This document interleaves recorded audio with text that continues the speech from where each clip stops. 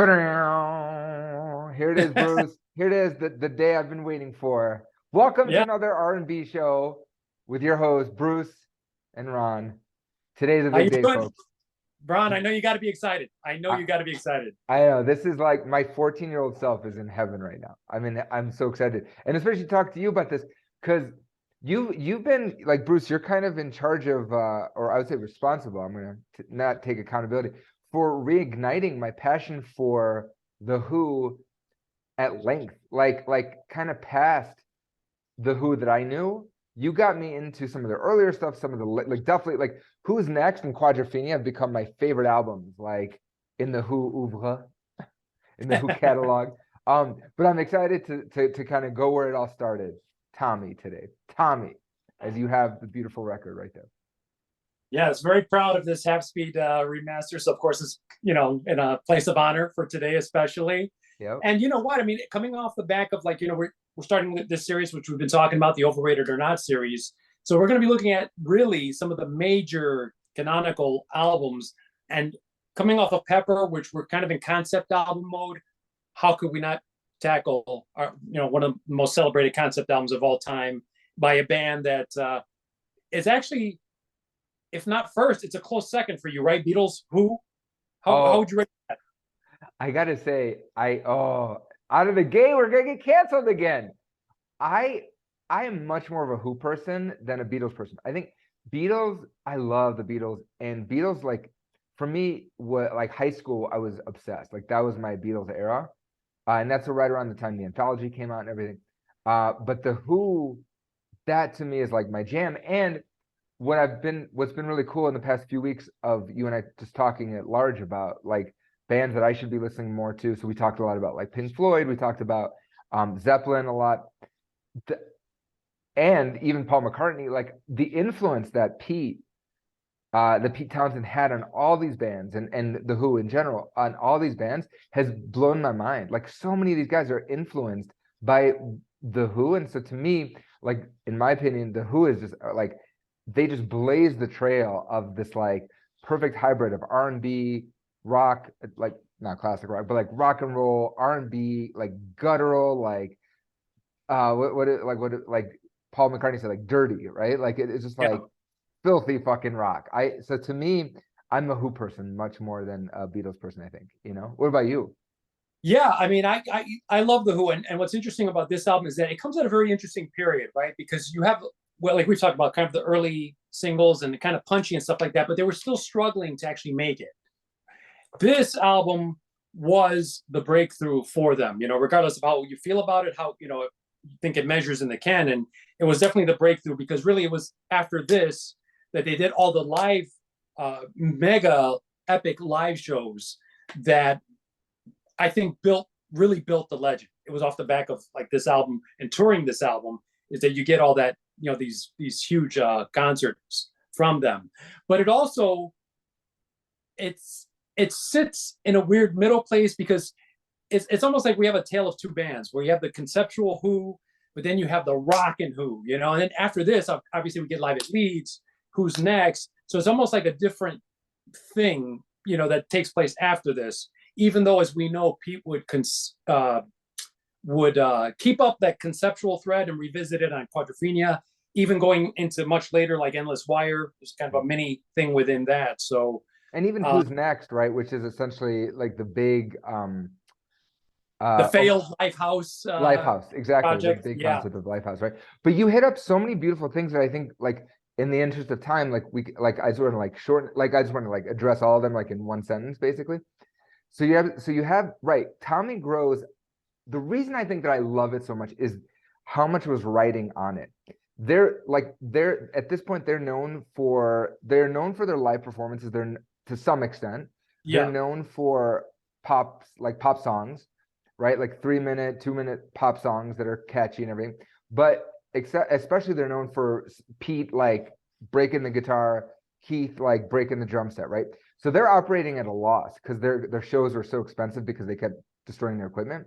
On top of it, what I love about this is Roger Daltrey hasn't come into his own yet.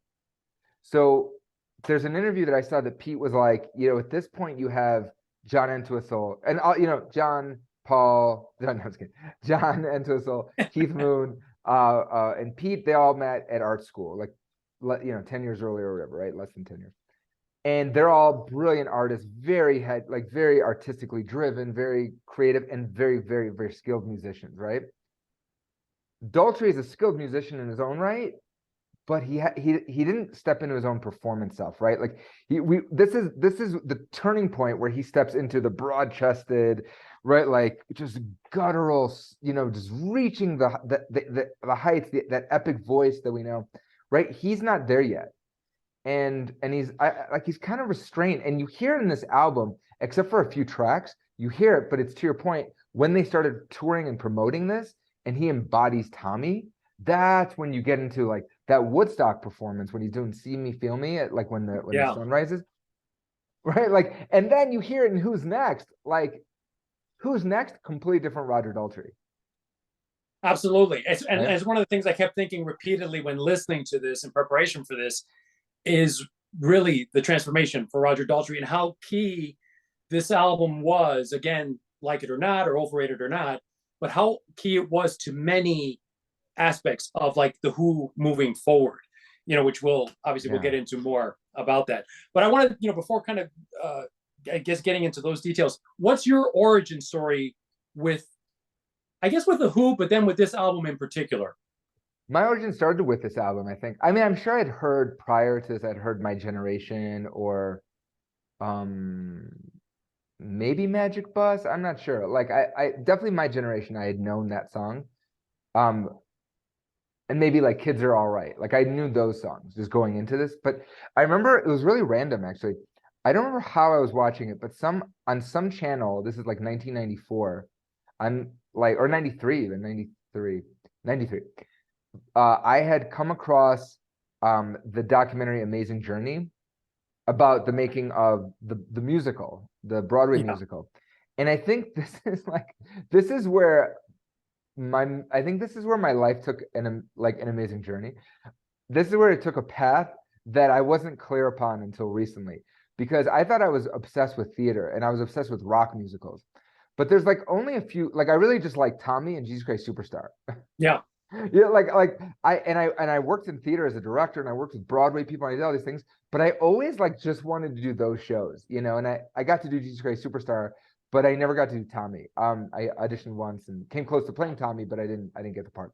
Anyway, and so like for me, when I saw something about like, especially that song Amazing Journey, and especially the overture, when I saw like clips from the show, I was like, this is the coolest thing. Because for me, I was always attracted to theater that could get in regular people. Like I would say, like my dad. I did a production of Midsummer Night's Dream when I was 23. I directed it, and we did where each member of like Midsummer Night's Dream has a bunch of different types of people in it, like kings and rich kids and poor actors and fairies and godlike creatures.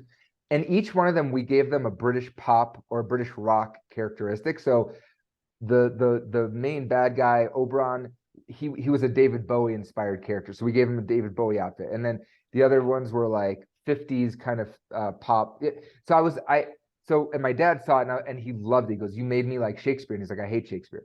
That was my drive in theater. And Tommy, when I saw the clips from the rehearsal studio and from the performances, I was like, this is amazing. Like something about it just really resonated with me. And I got to see it with the original cast like 6 months later in New York on Broadway. And I was like, my heart just jumped out of my chest. And it's funny now listening to it, I tried to listen to it again yesterday while I was prepping. And in contrast, like I do have to admit, like musically, it's it sounds like very mono. Like it sounds like all the orchestrations are very like one level, one plane, very musical theater. Yeah. And some of the vocal interpretations are cool, but it doesn't have the grit and it doesn't have the bullocks. It doesn't have the balls of this Who album. It just doesn't. So regardless, I saw that, I was obsessed with that, and then I got the actual, like the real album, the concept album, and was just like, God, in love with it. Like I just couldn't put it down. And I was obsessed for about 2 years. I had pictures on my wall, like Tommy, like all the things. I was just obsessed. So that's my origin story. Um, and I recently sang with a Who cover band, which was cool. And I got to sing Amazing Journey and Pinball Wizard. Um, and And you've done Pinball Wizard too, and in your own shows and stuff too. Very cool cover of that. So yeah. yeah, I do an acoustic cover of it. I don't think it sounds great. My voice is more like Pete than it is Roger, so it's very Yeah. like tinny and very high. But regardless, yeah, that's my. What about you? What's your origin with Tommy? Well, I think with the Who, it started with as far as like classic rock radio, right? The singles, the great singles, and unavoidable. Mm. I actually think with Tommy, obviously the mega songs from the album, See Me, Feel Me, and Pinball Wizard, and those the major ones are songs that I had heard on classic rock radio. And then I think I may have seen as like a young kid, like the movie. I mean, what an The introduction to this whole movie, yeah. thing. So it's kind of like almost a backwards walk and discovery of it, because I see the movie first, which is, as we all know, is very high camp 70s, kind of fits in with what 70s rock musicals were like, when interpreted to film. Go ahead. But sorry to cut you off, but I have to say, I recently listened to some tracks from the movie, and I remember it being very synthesized, like, bam, bam, Mhm. but there's aspects of it that actually sound like like Sensation. Like you have the real Roger Daltrey singing in it, right? Like you have like Yeah. full on like I'm a sensei, like very throaty, very guttural, and then you have some of that like orchestrations that sound like quadrophenia Yeah. with the synth, and I'm just like, God, like I know I'm excited to re-listen to that because again, the movie is like I used to love the movie, and definitely I maybe watched the scene with Anne Margaret a few times too many. The scene with the bubble. As we all have. Right, she's stunning in that. Baked beans never look so good. They never have, yeah. And some of the stuff is horrible, like Jack Yeah. Nicholson. Like I love Pete Townsend in the documentary was like he looks like an accountant. He's not a rocker. He's like an accountant. Anyway, so I'm sorry to cut you off. I just got excited. But I'm going to be annoying today. I'm going to be so exciting. Like I'm so excited about this topic. Yeah. No, I understood. And so, yeah, I think from there backwards, discovering it, and then eventually, discovering the real piece. And it's also different hearing it when younger, where maybe you don't understand with it within context and the whole concept. Going back and hearing it as an adult with all this sort of knowledge that we have now of rock history and all this stuff and where it sits within that, which kind of leads to my next question for you, which is, what do you think about this album within the context of its time, within 1969? How do you think it sits within there? Great question. So you have so for me,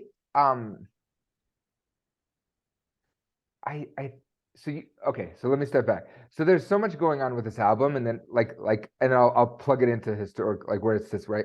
So you have the narrative, right? So this is the first official rock opera. They kind of they coined that phrase rock opera with this, right? Pete had explored like a bunch of different longer form songs that were operatic in nature. I'm a Boy is comes from like a bigger opera that he was going to do. It didn't get done, right? But and then a quick one while he's away, like he explores with longer story form because they want to move away from pop, right?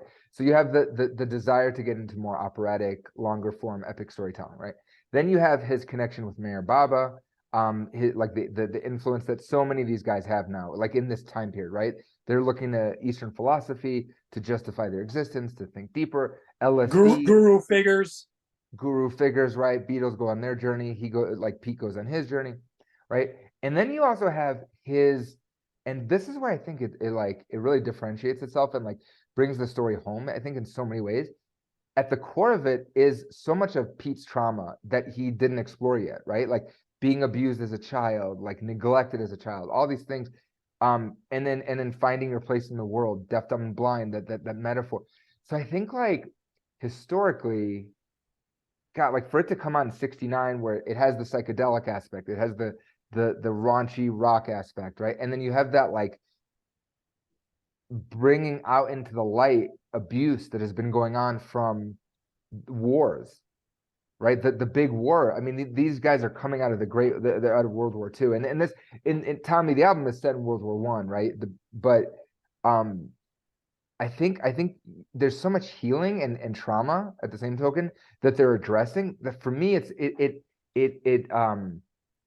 it goes deeper than just a psychedelic, like experimenting with psychedelics. Here you see psychedelics as the way to, as a channel almost, as a bridge to bring out trauma and healing. And I know a lot of people, like I'm in Colorado, so I know a lot of people that do like microdosing with shrooms and they have huge breakthroughs in their own healing. So to me, this really becomes a collective an opportunity for collective healing, in addition to just being a fucking great album, of its Well, time. do you think that's the piece that's resonated most? Because in listening to it, I'm trying to think like, what is it about this that has given it such legs? Because as we know, obviously the album was the big breakthrough for them, so it sets them on it sets them up commercially, bigger audience, right? But then obviously we get all these interpretations that last through decades. You get the movie in the '70s, and then it hits Broadway and all that stuff. So it's obviously lends itself. It's like perfect for theatrical presentation, a genuine theatrical presentation. So is it that? Is it the tunes? Is it what do you think are the key elements of this that have given it such legs? I did a paper on this in graduate school, actually, and because we it was like the class was like multi-platform. I forget what the class was called, but it was like you had to take a piece that existed in a multi-platform, like in many different artistic mediums. And so I was like, well, Tommy, of course, right? And instantly, like after the release, there's like unofficial productions, like theater productions. There's and I think official productions too. Like I want to say like David Essex played Hmm. Tommy, right? Like in a London production, and then but that's like before the Broadway production, right? And there's ballets. They perform, the Who perform with symphonies at like the Met, right? Like they're doing a lot of that stuff. And I just think that it's like at the core, so it's this big bombastic epic rock opera with big sweeping songs and orchestrations. And at the same token, it's literally about a family who's gone through trauma, Yeah. right? My favorite thing about seeing productions of it, and I remember I asked the director once, after I saw production, I saw the director and I ran up to him and I was like, what closes the chapter for you as a director with Tommy? Because I know Pete Townsend talks about kind of listening to you is just a rock anthem where he's like, in rock and roll, you don't resolve anything. You just say, okay, fuck it, great chatting. Let's go get a beer, right? And then listening to you, like it's just ending. But I'm like, in theater, there has to be this like completion. There has to be like the thread has to close. And the director's like, the moment when Tommy in the stage show, the moment when Tommy turns to his family and forgives them for the trauma, which is hard, right? And I think there is the redemption in that. And I think the narrative of it is so gripping that's the narrative mixed with the relatability mixed with just epic songs. And I want to be clear, like as an adult, my favorite album is Who's Next. I mean, like God, I love that album. Like listening to it all the way through. Oh, I mean, it's epic. It's just excellent, right? And then Quadrophenia actually comes next. But Tommy, I think, is just so it's so its own thing, and it's just like it just encapsulates perfectly what is going on culturally in the era, what is going on personally for Pete, the artist, what is going on personally for John, for Keith, for Roger. Like you see so much transformation. Just you hear transformation in the album. Like I think sorry, one last thing. Christmas. When I listen to the song Christmas on the album, to me we're seeing, like I hear a peak of what Daltrey is going to be in that song. Yeah. You know, you also have Pete having full artistic control and really tapping into his voice. And he's 26 years old, and I think he said, like, he goes, everything after that was trying to beat Tommy, right? So he's in his full flow here. It's stunning to listen to an artist at 26 accomplish this much. Like if Paul had full artistic control, what would that be like? And Get Back, right? Yeah. And it's interesting because me listening to it too, there's no denying the fact that it's such a creative album, and it's bold because I mean, when you listen to like Fiddle About and stuff, like, I mean, the lyrics talk about like dark and pretty clear what it's about and stuff like that. The Yeah. subject matter is pretty heady, and yet it's kind of almost balanced by a camp aspect that I think they really delved into with the movie in the '70s. Because you have this the tunes, and that's the one thing that I think Pete did well with this album is that you have this heady concept, and I don't think everyone understood it at the time. and it's not that easy to understand it when just listening to it as an album. You Yeah. have to kind of do the little bit of the research into it. But he did still manage to write succinct, super catchy songs within it to make it somewhat accessible. So I think he did a great job with that. But the other thing that I find kind of interesting is it too much Pete at the expense of the other members of The Who? As I was listening to it, is this like a Pete showcase rather than a Who showcase? Because obviously a lot of the stuff afterwards, that's when you get into like The Who that I guess I prefer, even though this is such a key thing in getting them there. Do you think it's a little too much Pete at the expense of the others? It's all Pete. It doesn't. Yeah, I think hindsight, right? Like everything subsequent after that, like Athena, I forget what album that's on, but that's like obviously like a much later album. Yeah. What album is Athena on? It's one of those last two that they did in the 80s. It's hard, or one of the other ones. Yeah, the other one that was from that period or whatever. Yeah. And that to me is like, I don't like, and they all hate each other by that point, right? Like they're fighting there. But to me, that's like all for it. Like, or not, but it's not even all four. Like Keith's not there, but it's like to me, it's still like very much like a Who song. Here, it's no. I mean, it's fully like Pinball Wizard. Surprisingly, doesn't feel like maybe it's like Pete and Keith, but like on the flip side, you have Cousin Kevin and Uncle Ernie, which John wrote. But it feels very segmented. It feels like, right? Like it doesn't feel like a full on cohesive thing. Well, let me ask you this. Yeah. If you had to introduce someone to a Who album, would this be the album that you would do as a representation of the Who? No. It's a great question. No, absolutely not. Like I would say Quadrophenia, right? Yeah. Like I would say Quadrophenia or Who Sell Out even, right? Which is right before this. Yeah. Yeah, like Who Sell Out is so fascinating. And you hear a lot in I think it's Who Sell Out, like you hear a lot of some of the similar themes that are in Tommy. Like they have similar motifs. Well, yes, and even just the whole thing of playing with concept, because that's another, like, you have a quick one while he's away. You have Who Sell Out, which is with the radio jingles and all that stuff. So he's already Pete's thinking conceptually, and I think it's the writer in him is always thinking grand concept. I think that's what gets his creative juices going behind any album. But I almost get the feeling like with when they went on to do Who's Next, there's Lifehouse, another big concept, and I almost feel like the other players were almost relieved when it was like the concept broke down. And it was like, let's just do an album of tracks, as opposed to getting weighted down by yet another concept. Because they were driven nuts in this process of doing Tommy. Like he's also experimenting with his home studio. He's experimenting with like doing all sorts of different tracks and production, and he learns to play piano here, right?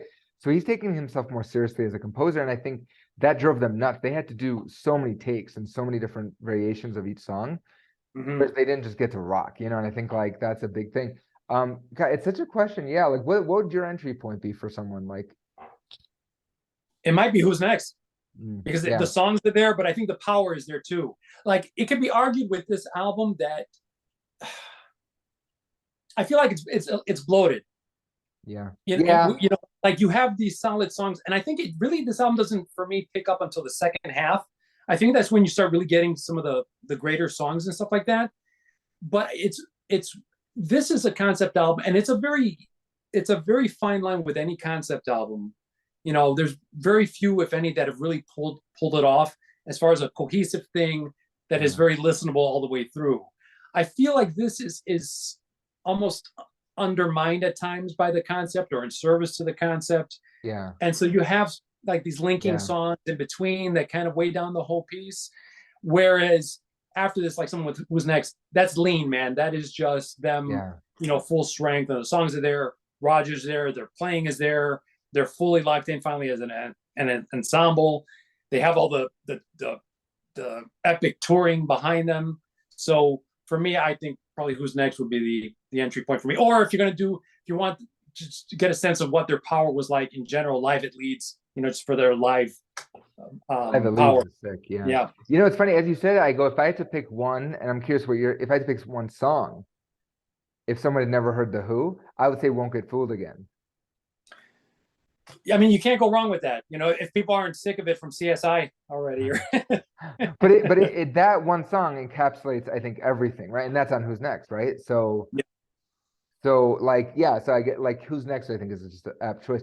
You're so right about Bloated. If I had to step back and do a bird's eye view of like if we're just linking the story. See, I think Jesus Christ Superstar and I think Joe's Garage, the Zappa rock opera, Yeah. and as fucked up as that album, you know, like that is just nuts. But it's easy to track. Like Joe's Garage, like you can listen to it all the way through and you're like, oh, okay, I get what's happening, you know. And Jesus Christ Superstar, I think, same thing. Like the Jesus Christ Superstar, the um, jump from album to stage is not, it's not that different. Like there's maybe some lyric changes here and there, but it's really not. Like Tommy, when they did the stage version, Des McAnuff, who was the artistic director of the La Jolla Playhouse at the time, the theater that, and he had a theatrical group that like pitched to do this, and it premiered in La Jolla in California. He's accredited as a book writer on the musical because he came in and restructured, moved some songs around, changed some lyrics. But so there's more thread to it. But if you step back just in the album in terms of just the Tommy story, it's like it's a boy, 1921, Amazing Journey. Even Amazing Journey is like, yeah, I mean, it's referencing different, but and then it's like Eyesight to the Blind, which they didn't write, obviously. Acid Queen, Sonny Boy Williamson, right? I think last time you were making mention, like right? thought it was John Booker, but it's Sonny Boy Williamson. Yeah, Sonny Boy obviously. Williamson, right? Yeah. And then Pinball Wizard, and then like you know, like the uncle. It's all like it's just too scattered, right? Like it's like if we start like moving around, Sally Simpson is another one where it's like, yeah, like it's part of the story, but it's like it's so far removed. Like it's all about Sally Simpson. Like that could have been its own song, you know? And then I think it's people always reference when they talk about Sally Simpson that's foreshadowing like the Cincinnati event in 1979 where like a girl died at a Who concert Yeah. and stuff. But it's like, that's I mean, it's horrible, it's tragic, you know. But like they didn't know in 1969, you know, like so. But still, like that feels like it's like that was shoehorned in. That's from something else. Like Sensation could have been from something else. Like Yeah, yeah. it's weird too because it's like, I'm Free you know, could have been something else. yeah, you can you know, retrospectively like kind of pick this apart, but it's kind of like the argument we had about Pepper is that you don't get Day in the Life without Pepper necessarily. So it's Yeah. with this, you don't get the great songs in Tommy without sort of the filler or like, you know, the linking tunes and stuff like that. So that's the trade-off, I guess, with this, right? And to that point, my favorite of like is like Pinball Wizard that he wrote for a friend of his who's a critic, Nick Cohn, just to get a good review, you know, and the guy like It was such. Pinball, I wrote in my notes dubious origin for Pinball Wizard. right? Yeah, That's like very much shoehorned in. It's like when you have See Me, Feel Me, Hear Me, Touch Me, you know, all that, and then you have like Pinball Wizard. It's just like that. Like, yeah, no, there's a huge disconnect there, I think. Like, and that's what I'm saying. There's like three big ideas here. There's the trauma, there's the psychedelic, and then there's like the the Eastern philosophy or whatever, or like, or I guess like the psychedelic and Eastern philosophy, maybe that's one. And then there's like just the gut wrenching, good, like moving rock score, in songs like, Acid Queen and mm-hmm. I think even Christmas, like even though that's like the stage version is like they water it down significantly. You know, it's very like ha, ha, ha, ha, ha. It's very musical theatery. Whereas like the recording of it is awesome. It's like it's so like bam, bam, bam. Did you ever see? You know, it's like it's just pounding. I love it. What are some of your favorite tracks on the album? I think it still comes down to the big ones. You know, we're not gonna take it. See Me, Feel Me. I love that one. Even something simple like Tommy, Can You Hear Me? It's just it's a little knockoff, but it's just something so catchy about the way they sing it. Yeah. So I think it's still like the big radio ones. I mean, Pete's rhythm guitar playing on the overture, phenomenal. You know, and I think it speaks to again Pete being more of a rhythm guitar player rather than a lead player. I mean, I've always referred to as almost like the flamenco-ish kind of strums that he builds a lot of this material off of. That But overture is again, I think it was the second half of this album for me that played better than the first half. Even though there were good songs in the first half, it was one of those things that if I do a kind of Tommy playlist, it would probably be half of this album. Yeah, yeah. That overture though, I mean, is like, I love that overture on so many levels. I always Yeah, love overtures. I directed an opera a few years ago, Così fan tutte, Mozart, and the overture in that is like, I love overtures. So Pete like hits it out of the park. they opened with it. You know, the last time I saw him, it was really the only time I got to see the Who. I think it was before. It was I think it was pre-pandemic, but yeah, I think shortly before the pandemic, they were touring with the orchestra behind them, and they Yeah. opened with the overture. Oh, So that was very cool. yeah, that's awesome. That's good. Oh, so good. So bottom line with this, and we have to render a Yeah. verdict on it. All Okay. right. So since this is part of our overrated or not series, Tommy, this epic album, 1969, pivotal moment in the Who's history. As an album, listening to it now, even with all the context and everything that we have for it, overrated or not? I'm gonna say listening to it now, I'm gonna say overrated.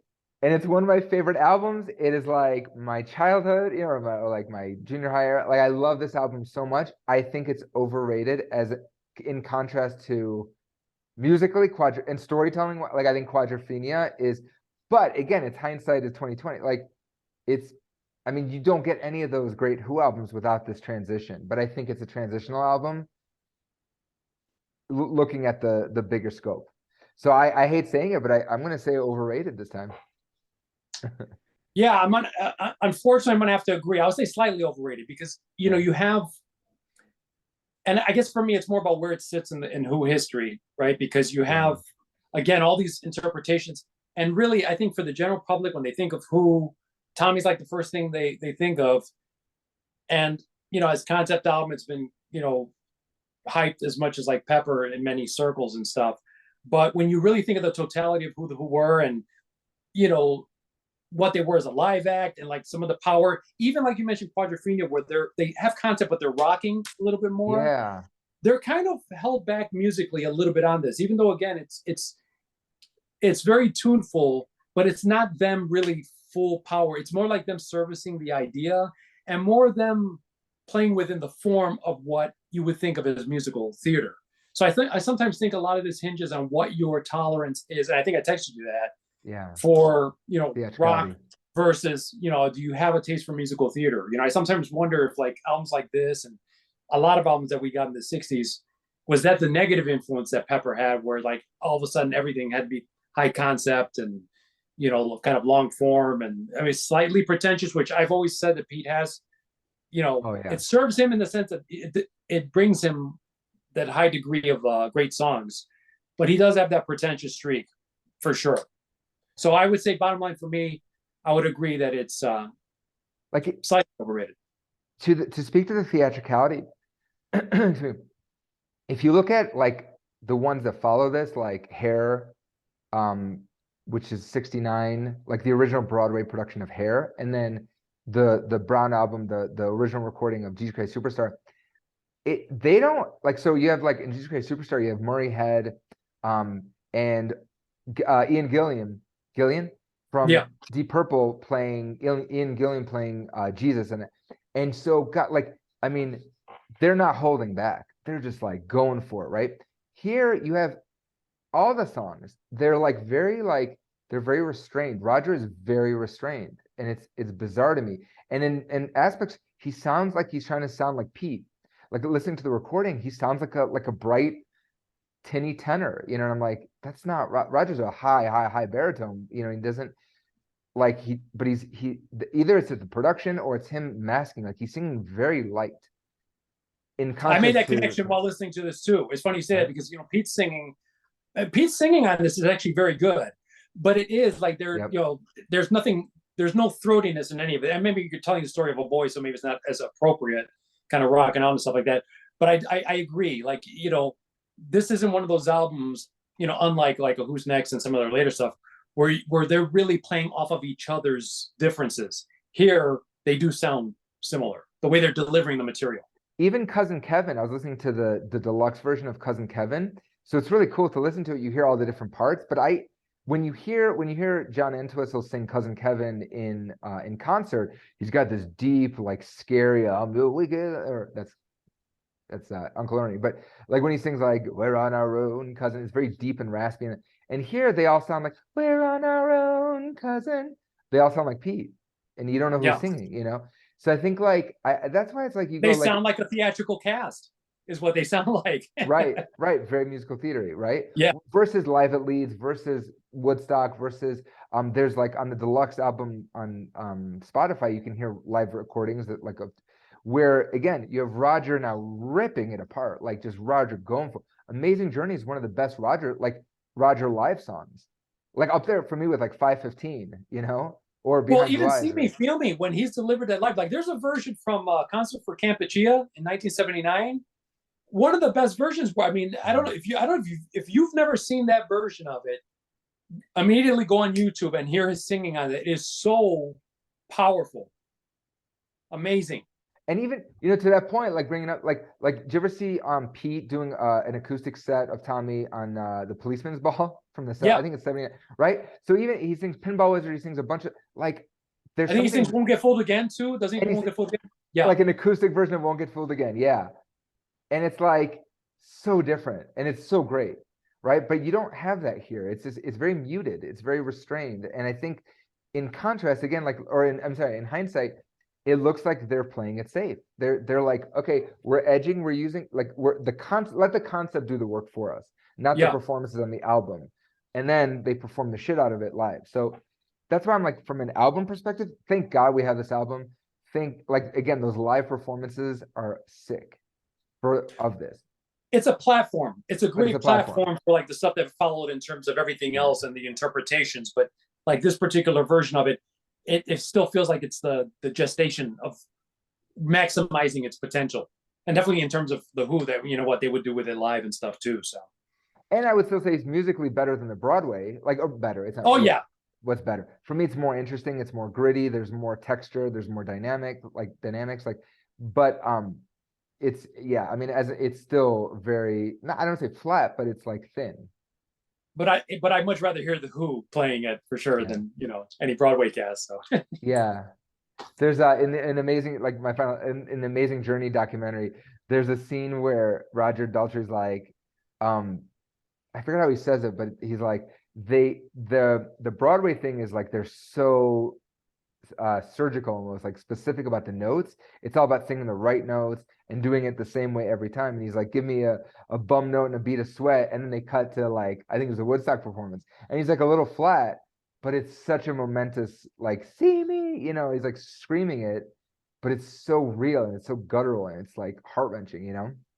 yeah, again, like I'm telling you, Yeah, a tale of two Who's. A Tale of Two Who's. Yeah, yeah, and we like I don't want to discredit what came before it. I think Magic Bus, I think, or I Can See for Miles has the same. I'm gonna say like it has that same restraint when they the recordings, Yeah, right? Like it's very like I can see for miles, and it's very like Mhm. very thin. It's not. It's similar to what we get on this. Again, when they perform it, it's different. So I think they don't they at this point it's overrated, slightly overrated because they also don't know maybe how to capture that lightning in a bottle on the recording. And so Pete's high concept, messing with production stuff, like with technical stuff, trying to figure it out. So all the ideas are there, but it doesn't have the heart yet, that it does in Who's Next. Yeah, but as we'll both attest to, also, Yeah. still a pivotal piece of work, especially within their history and getting them to where they really would be maximizing everything that they would become. So, Yep. So again, huge fan, and we're talking. I mean, it's like I'm obsessed with Indian food, and so it's like I mean I'm sure there's horrible Indian food out there, but like I just like if like we're talking about like the best anyway, you know what I mean? Like I just love Indian food so much that like give me Indian food, I'm happy. Like even if it's like microwavable, like Amy's saag paneer, I'm like it's fucking great. Like it's so interesting, it's so great. I could never make this, right? So it's like still like this is a great album, like these guys are amazing, but they're not at the top of their game in this. yeah, and you're not getting creativity like this today either, or the Oh, chances, the risk taking. I mean, even something like, again, the thematic stuff. I mean, it's so crucial to what we're talking about today in terms of so many people, stories of trauma and abuse and those kinds of things too. So it has that relevancy to it too. But it's it's a bold piece of work. It's just you're measuring like what it is thematically versus does it match musically, and then that within the context of what the Who were in totality.